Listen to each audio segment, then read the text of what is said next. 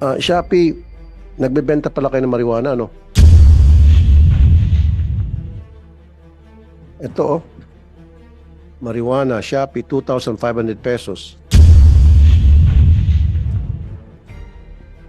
Malakas bang bentahan nyo ng marijuana? I would like to go back to our health advocates since we already covered all of our resource persons related to the health industry. And let me just flash again slide 55. And I would like to sound the alarm bells with our health advocates, because the gains that we have seen in the last 5 years has now been lost in 2 years. No? And we have now 9.5 million new smokers, of which 1.1 million are adolescents. No? And this is very, very alarming from the perspective of health and from the perspective of our young people. So I would like to ask Dr. Limpin, because I heard everyone referring to you and acknowledging your statements being the most experienced among the resource persons. So I'd like to ask Dr. Limpin, first, is this a cause? Is this something to be alarmed with? And then number two, what is happening? How come there's now a surge of 9.5 million new smokers? What is your analysis being an expert in health? Well, thank you, Your Honor, for those questions. But with regards to your first question, definitely this is a cause for alarm because more young being introduced into the smoking addiction is means that there will be more people who will eventually get sick and die from tobacco-related diseases. As to what is the possible explanation for the increase in the number of new smokers, despite the taxation that we have, there are a lot of factors that we have to contend with. Of course, included in those possible explanation will be the increase in illicit trade. But more than the increase in illicit trade, there are also other more important explanation for this increase. Number one of this is the increase in the use of electronic smoking devices. As I have actually pointed out in earlier during my presentation, in the study in Australia among more than 5,000 adolescents, those who ever vape will actually have a likelihood of more than five times to eventually be initiated into smoking. And this is possibly, and if you look at the experience we have in the country, we saw the increase primarily at the time when we had the vape law. So what does it mean? Instead of being able to regulate the use of vape, we ended up enticing the young into this vaping,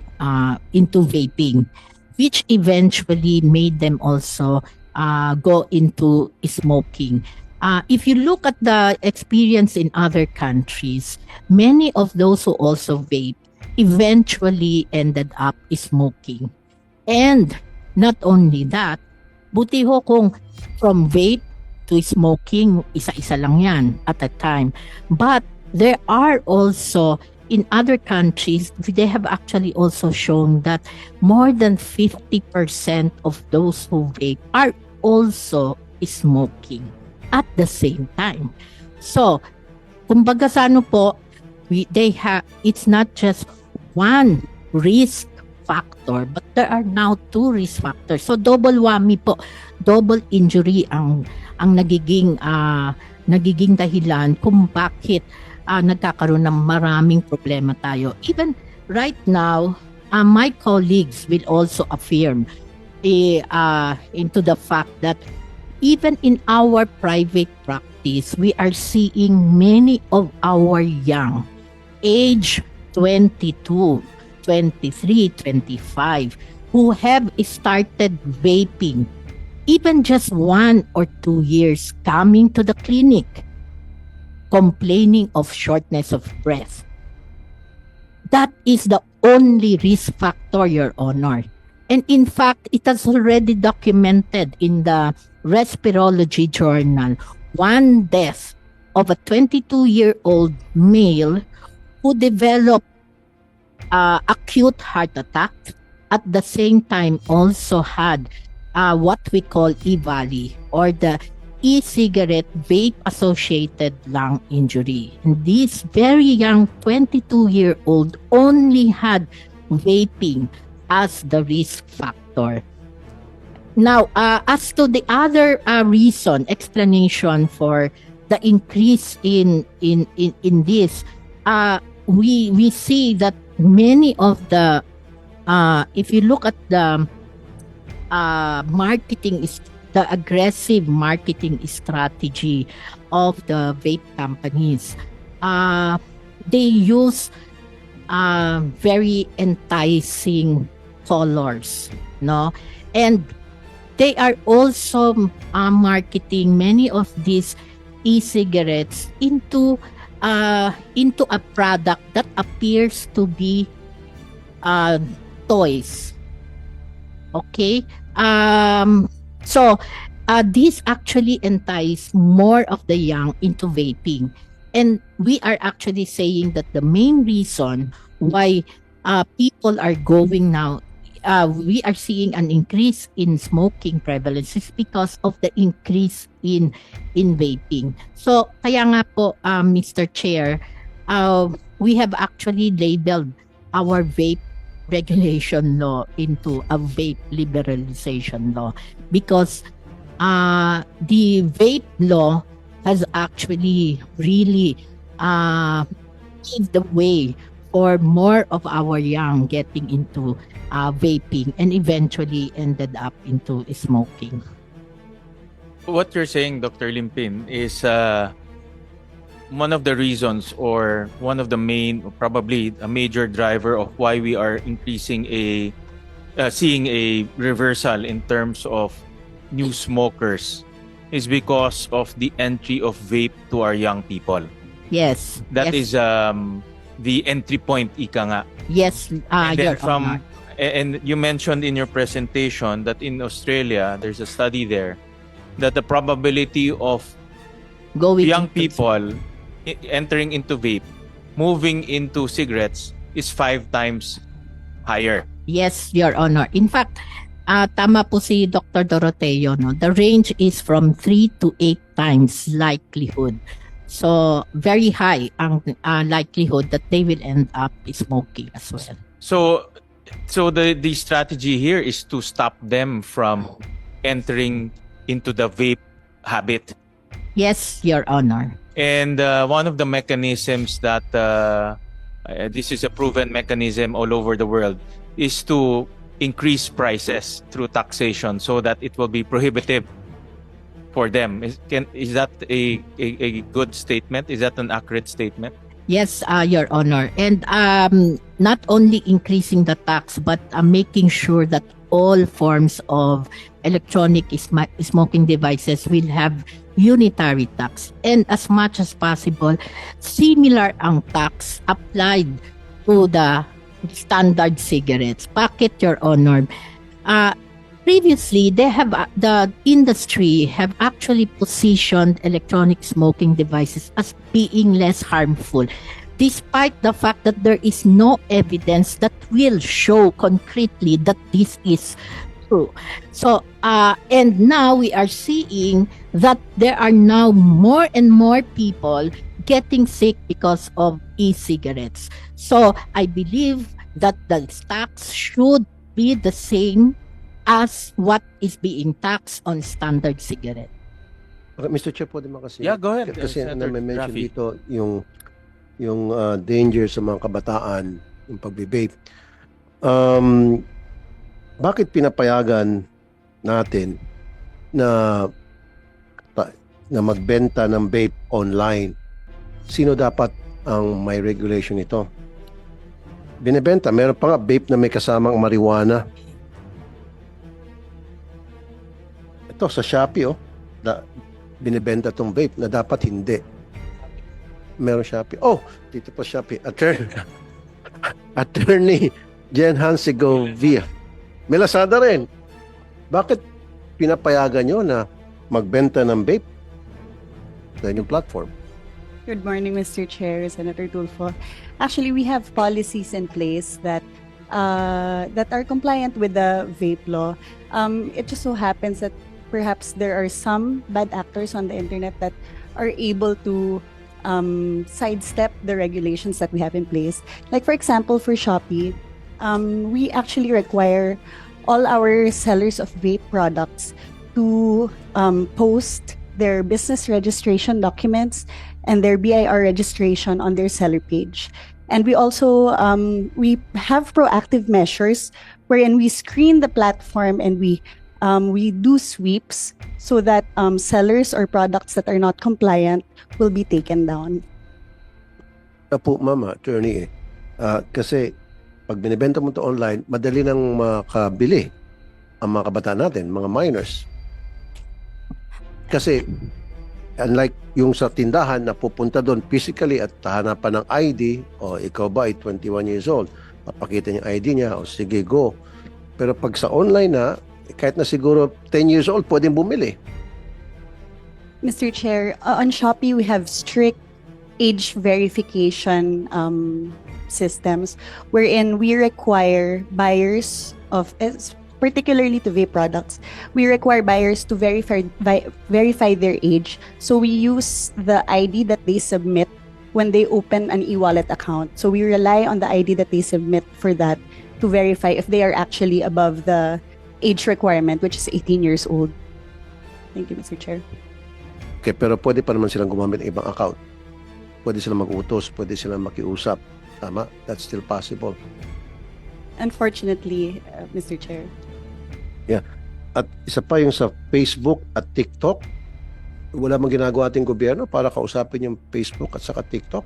Nagkalat yung pagbebenta ng vape sa TikTok, sa Facebook, DTI. Hindi ba kayo nagpag-usap sa mga ito? Mr. Chair, the DTI, pursuant to the vape law, only registered brands should be allowed to be sold online, registered with DTI as well as BIR.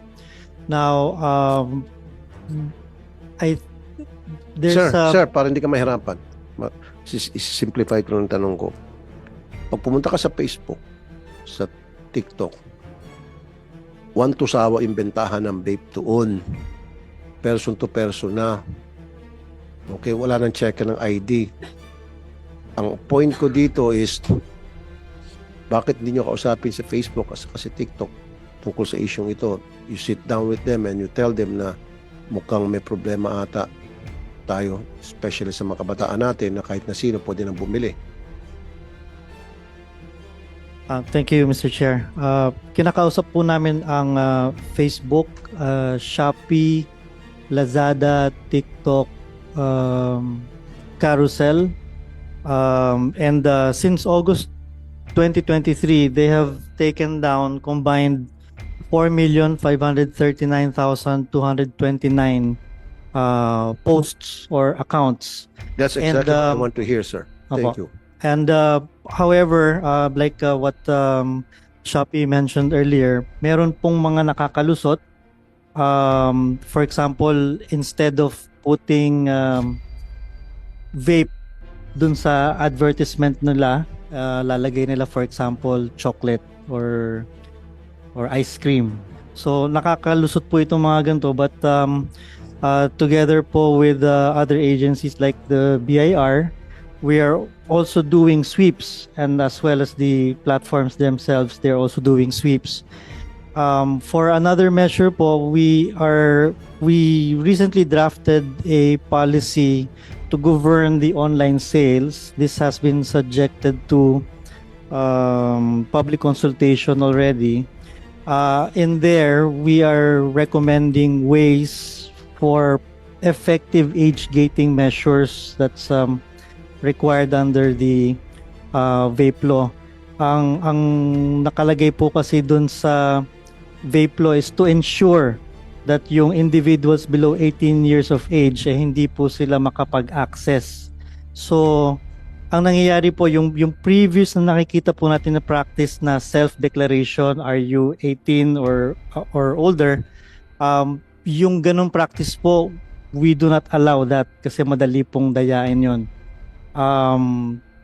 We're waiting lang po for the policy to be finalized, and we'll be publishing the policy, Mr. Chair.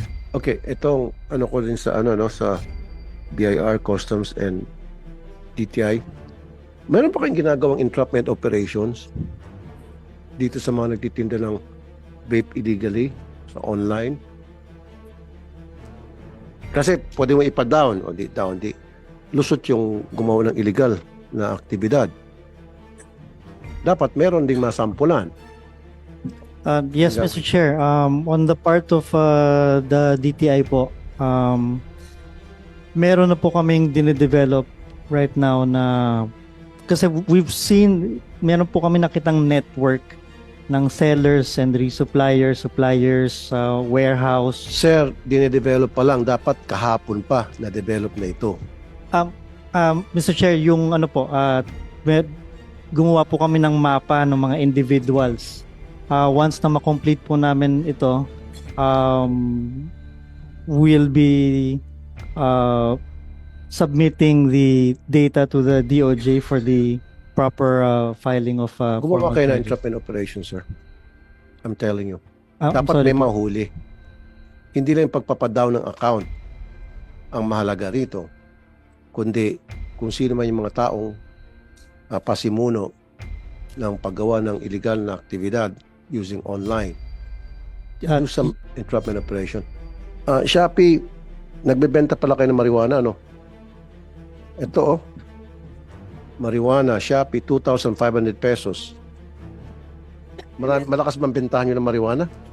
Mr. Chair, that is prohibited on our platform. Oh, bakit? Ito, meron, oh. Siyempre, wag niyong kunan to. If I may ask, I would like to ask for details of that so that we can take action against the Ipakita natin seller. sa kay ma'am. Thank you, Mr. Chair. Ingat din po kayo dyan sa Shopee. Hindi naman po sa mga marijuana. Kung minsan yung mga sex toys, binibenta sa Shopee. Lahat ng mga kalaswaan na bibenta sa Shopee. Ingat po kayo. Harangin niyo po. Ayan, marijuana papakita sa'yo. Diba? Thank you. So, ayan, oh. Now, siguro yung yung PNP o PDEA, gumawa kayo ng entrapment operation. Yan, yun ang mga nagbebenta ng marijuana online. Meron ba tayo ditong taga PDEA? PNP? Wala? PNP? PNP? Sir. Ayan, sir, oh. Ang dami mga nagbebenta ng marijuana sa Shopee. So, hulihin nyo. Yes, sir. Actually, we have on our record, sir, we have done entrapment and buy-bust operation also, sir. Bypass, meron kayo nahuli. Yes, sir. Ilan na po nahuli nyo? Sa, yung nagtitinda sa online, ha? Not necessarily, sir, na sa online, sir. Hindi, sir. Online ang gusto ko. Online, sir. Kasi ang pinag-usapan natin online, eh. Yes, sir. Gumawa ka ng entrapment operation tulad yan, o nagbebenta sa Shopee, online. O dito yon local. E di, entrap nyo. Yes, sir. Hulihin nyo at saan yung source noon. At sino yung nasa likod noon. Sino manufacturer noon. Di ba? Yes, sir. Kung gusto, maraming paraan. Kung ayaw, maraming dahilan. So, sir, gusto ko marinig sa, ano po kayo sa PNP? Sa DIDM po, sir, investigation po, sir. Okay. Sige, sabihin niyo po sa CIDG o sa anti-drug Yes, sir. na gumawa kayo ng mga operations. Yung pagbebenta ng mga marijuana online. The fact na hindi kayo kumikilos, tataas ang kilay na marami natin mga kababayan. Pero pagdating sa mga beer house, mabilis kayo mang-raid. Yung mga sumasayaw-sayaw dyan sa beer house, ni-raid nyo every now and then. Pero yung mga marijuana na malayo nakakabenta sa online, hindi nyo ginagalaw. Anong ibig sabihin po nito? Puro beer house na lang bang gagawin yung raid? Mag-raid naman kayo. Ano? Sir, will comply on that, sir. Tagal na po yan. The fact, huwag nyo sabihin na hindi nakarating, hindi nasapul ng radar ninyo yan. I wouldn't believe. Kung yung nagka-Carey Cruz nga, sapul ng radar ninyo, hinuhuli nyo, Carey Cruz. Yung mga natutupada niya, nahuhuli nyo. Pero pag ito, mas malaking issue, marijuana online. Di ba, sir? Do you agree? Will comply on that, Okay, sir. isang tanong naman, sir. So, bakit hindi nasapul sa radar niyo ito, sir?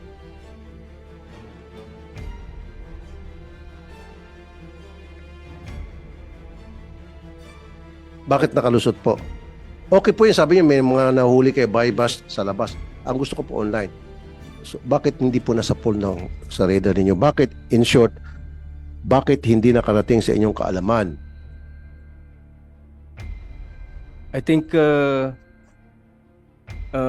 we will be extending our operations on based on online platforms.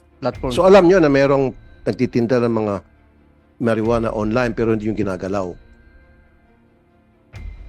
Kasi sabi nyo, paigtingin nyo na.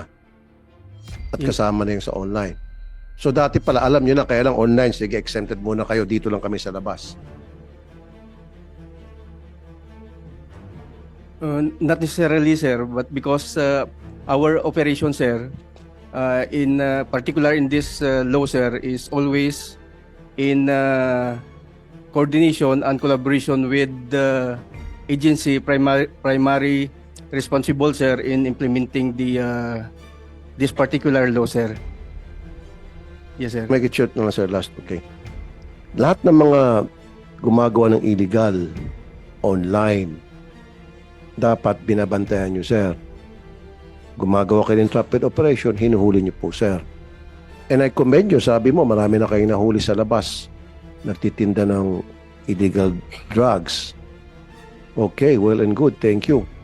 How about dun sa online? Hindi nyo ginagalaw. Yun po yun, sir. Di ba, sir, nakakataas kilay? Tama? Thank you, sir. I rest my case. Thank you, Mr. Chair.